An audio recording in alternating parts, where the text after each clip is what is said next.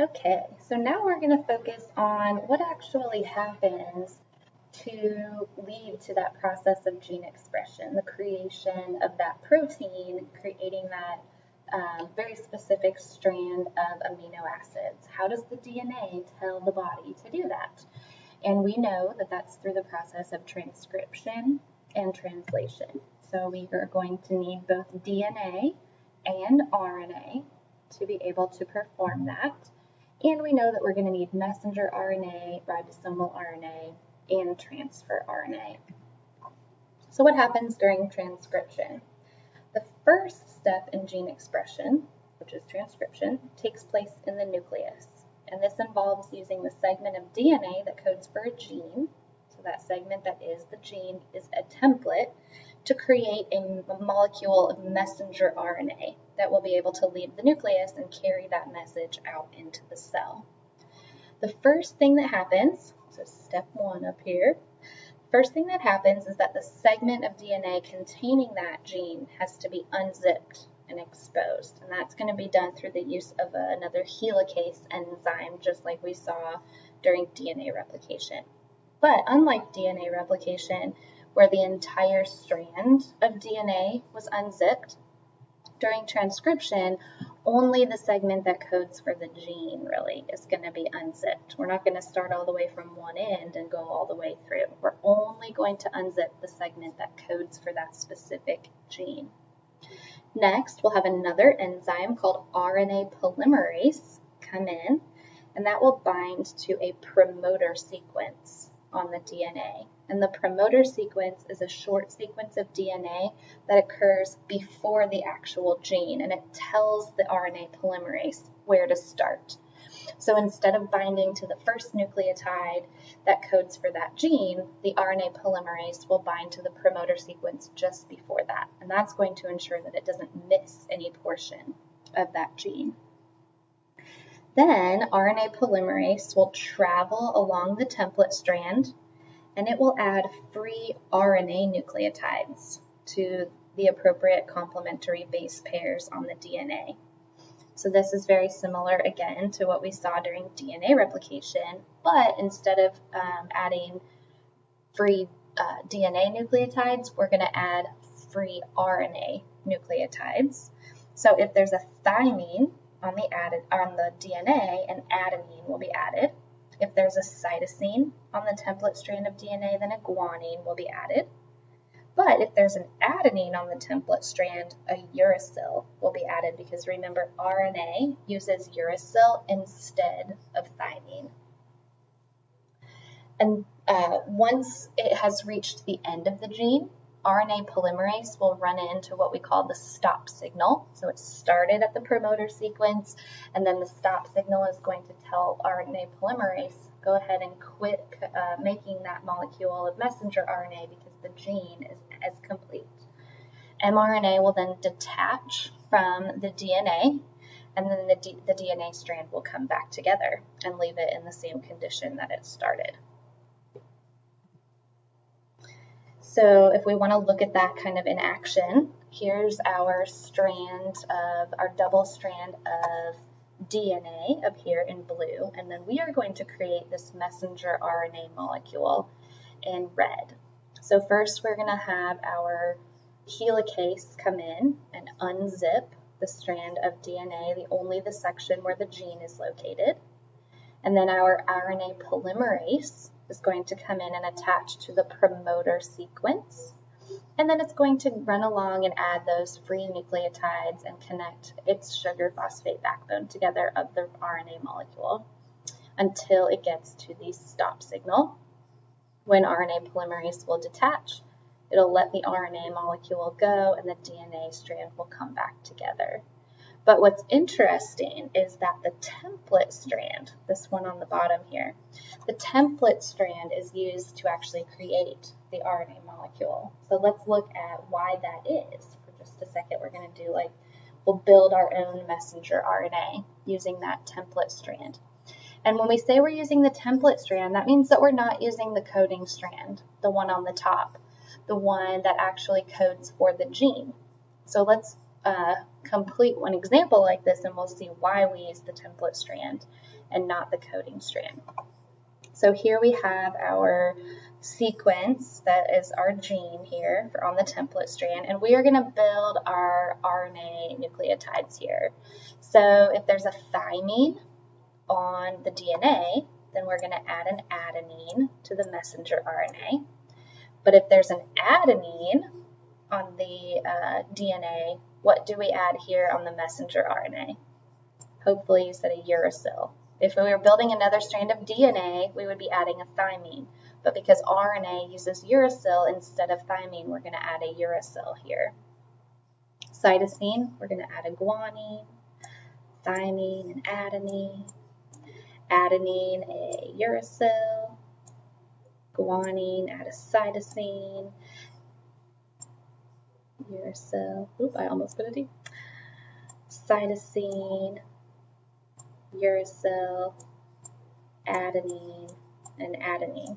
Now this here, this is the messenger RNA. That is the strand that's going to head out into the cytoplasm to look for a ribosome to build the protein. But what we've created really is a replica of the coding strand, because we used the template strand, which can exactly predict, because of that complementary base pairing, what the coding strand will be. So we've actually created a copy of the coding strand by using the template strand. And that is transcription. So now that messenger RNA molecule is going to head out into the cytoplasm, leaving the nucleus through one of those nuclear pores so that it can undergo translation or protein synthesis. And that occurs in 3 steps, which is called initiation, elongation, and termination. Initiation is the process of all of the ingredients coming together. So we have the messenger RNA from the nucleus. We're going to have the tRNA, the transfer RNA, from the cytoplasm and the ribosome. And then the ribosome is in 2 pieces. It has a small ribosomal subunit, which is the bottom, and a large ribosomal subunit, which is the top. It acts kind of like a dome that comes over the top. So during initiation, the messenger RNA will bind to the small ribosomal subunit, the one on the bottom, and it binds at the start codon. And we'll look at codons in a little bit more detail in just a second. And then once the small ribosomal subunit is bound to the messenger RNA, a molecule of transfer RNA with the appropriate anticodon will bind to that start codon. And after that first transfer RNA has arrived, the large ribosomal subunit will join to the small ribosomal subunit, and that will enclose that portion of the RNA being translated. And then it's considered initiated. So initiation is really just all of the pieces coming together. The second step is elongation, which is the formation of the actual protein by assembling the correct sequence of amino acids and then bonding them together. Within the ribosome, there are 2 binding sites. After that start codon has been read, it will move out of the ribosome, causing the next mRNA codon to bind to another transfer RNA with the correct anticodon. And then another transfer RNA binds to the other codon in the ribosome. So each of those transfer RNA at the very top, and here's our tRNA coming in, at the very top of a transfer RNA is an amino acid. And we know that a protein is a chain of amino acids. So this is the body's processes of bringing the chain together in the correct order. So the messenger RNA will continue to be read, and the transfer RNA will bind those amino acids together until it reaches the stop codon. And then when the stop codon is reached, the final step of termination will occur. And no transfer RNA will bind to that stop codon, and then the stop codon will signal to the ribosome to break apart, which releases the messenger RNA as well as that newly formed protein out into the cytoplasm to go out and do all of its work that it's supposed to do within the cell.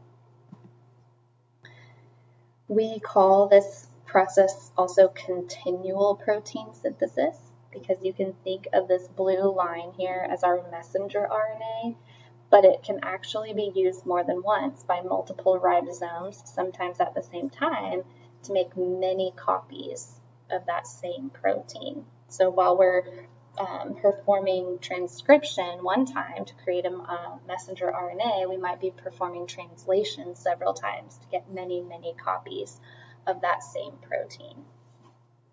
So let's go back and we'll take a little closer look at those codons that we mentioned. And a codon is a sequence of 3 nucleotides, which together will form a unit of genetic code in either a DNA or an RNA molecule. So the transfer RNA reads the messenger RNA sequence in units of 3 nucleotides at a time.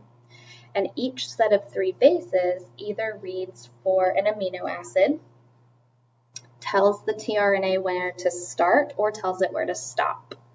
So the sequence AUG, adenine, uracil, guanine, is the only start codon. So AUG is the only one that will read for the beginning of a protein. UAA, UAG, and UGA all read for stop. So those 3 will tell the transfer RNA when to quit bringing amino acids, and that signals that has reached the end of the protein. The rest of the combinations of 3 read for the 20 amino acids that make up all of the proteins within our body. I do not expect you to be able to identify or memorize all of those combinations to read for the amino acids, but I would expect you to be able to recognize the start codon, AUG, and the 3 stop codons. But all of the rest of these, you do not need to memorize the ones that read for amino acids. Makes you feel any better. Okay, so let's kind of walk through this process of translation. So here we've got our strand of messenger RNA, and we have they're going to be read in sets of 3. So we can go ahead and separate our codons here.